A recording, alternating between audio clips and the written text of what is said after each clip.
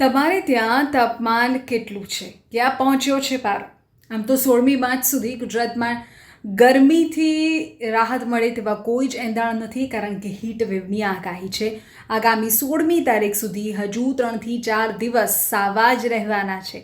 એમાં પણ અમદાવાદ, સુરેન્દ્રનગર, ગાંધીનગર સહિતના જિલ્લાઓમાં તો ઓરેન્જ એલર્ટ અપાયું છે. 9 જિલ્લાઓ એવા છે કે જ્યાં ઓરેન્જ એલર્ટ છે. તાપમાનમાં વધારો છે, અસહ્ય ગરમીનો અહેસાસ લોકો કરી રહ્યા છે.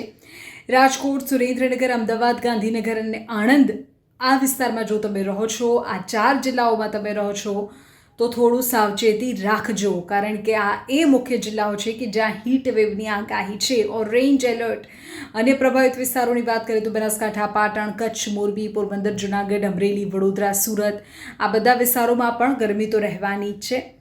આ સિવાય અત્યારે જે પ્રકારની સ્થિતિ છે તેને જોતાં હવામાન વિભાગનું કહેવું છે કે દિવસે તો અસહ્ય ગરમીનો અહેસાસ લોકો કરશે, પણ રાત્રે પણ ઠંડી નહીં હોય. રાત્રે પણ ગરમી રહેશે, વાર્મ નાઇટ રહેવાની છે. અને અમદાવાદ, ગાંધીનગર, સુરેન્દ્રનગર અને આણંદ આ ચારેય જિલ્લાઓમાં રાત્રિ દરમિયાન પણ ગરમીનું પ્રમાણ વધુ રહી શકે છે. એટલે ખાસ તો બપોરે 12થી 4 બહાર નીકળવાનું કેન્સલ કરી દો. પૂરતા પ્રમાણમાં પાણી અને પ્રવાહી લો. જરા એ જિલ્લાઓના નામ તમને આપી દઉં કે જ્યાં ઓરેન્જ એલર્ટ છે, યલો એલર્ટ છે. વધુ સાવચેતી રાખવાની જરૂર છે. ઓરેન્જ એલર્ટ અપાયું છે રાજકોટ, સુરેન્દ્રનગર માટે.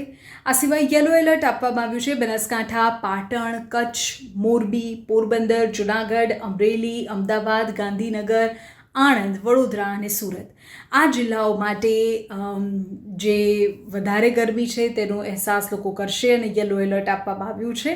અમદાવાદ, ગાંધીનગર, સુરેન્દ્રનગર અને આણંદ માટે વાર્મ નાઇટ પણ રહેશે.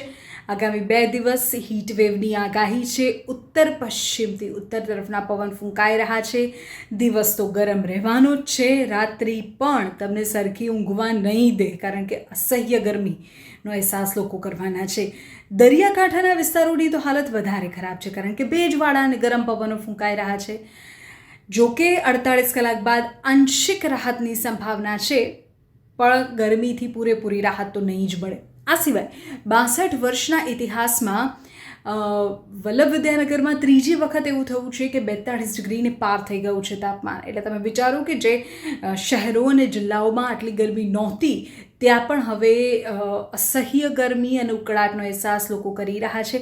તમારે ત્યાં ગરમી કેવી છે કમેન્ટ કરો અને જણાવો, કારણ કે તાપમાન અત્યારે અમદાવાદ, ગાંધીનગર જેવા વિસ્તારોમાં તો ખૂબ અસહ્ય છે અને હજુ 2-4 દિવસ આવા જ રહેવાના છે તેવું હવામાન વિભાગનું કહેવું છે.